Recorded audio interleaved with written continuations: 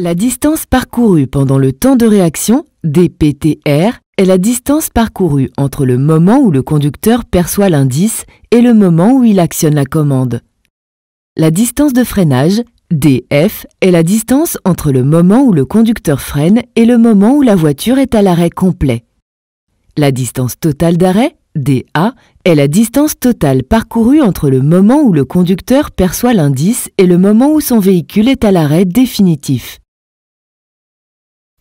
Pour bien comprendre la notion de distance d'arrêt, il faut savoir qu'elle est composée de deux éléments: la distance parcourue pendant le temps de réaction et la distance de freinage.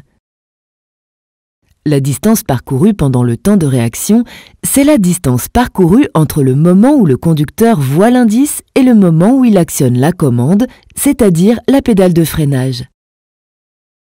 Pour un conducteur moyen, le temps de réaction est de 1 seconde. Pour calculer la dPTR, il faut multiplier l'unité de 10 à 90 km/h ou la dizaine de 100 à 130 km/h de la vitesse par 3.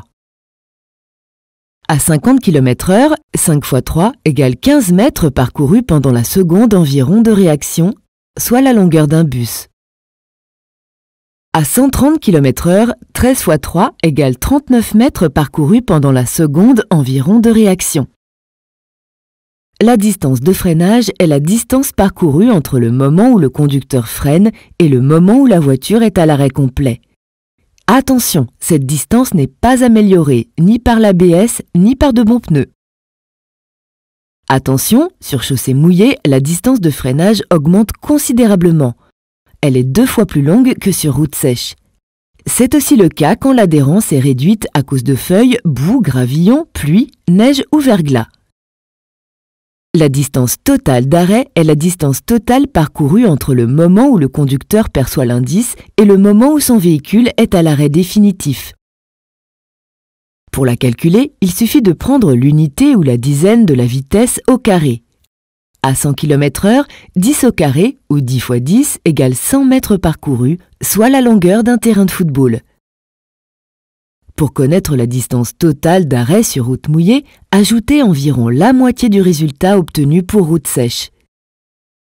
Pour éviter tout accident, respectez scrupuleusement les distances de sécurité. C'est la distance que vous devez respecter entre votre véhicule et celui qui vous précède. Elle doit être au minimum de 2 secondes. À 50 km/h, vous parcourez 15 mètres par seconde. 15 mètres plus 15 mètres égale 30 mètres, soit la distance de sécurité à respecter. À 100 km/h, vous parcourez 30 mètres par seconde. 30 mètres plus 30 égale 60 mètres, soit la distance de sécurité à respecter. Sur l'autoroute, l'intervalle de sécurité minimum correspond aux 2 traits de bande d'arrêt d'urgence, soit une distance de 90 mètres. Voilà une astuce pour mesurer ces distances de sécurité.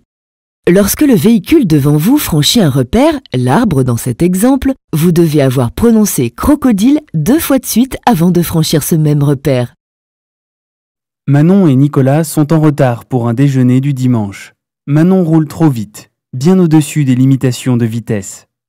Elle veut dépasser la voiture rouge devant elle, mais en accélérant, elle s'en approche beaucoup trop et ne respecte plus les distances de sécurité. Avant même qu'elle ne commence son dépassement, un fort ralentissement survient. Manon n'arrive pas à éviter la voiture rouge. Elle freine mais percute la voiture de devant de plein fouet. L'accident est terrible. Manon est dans le coma et Nicolas est mort. Ne laissez pas le sort décider pour vous. Vous n'avez qu'une chance infime de vous en sortir à très haute vitesse. Maîtrisez donc toujours votre vitesse. Il vaut mieux arriver en retard que de ne jamais arriver.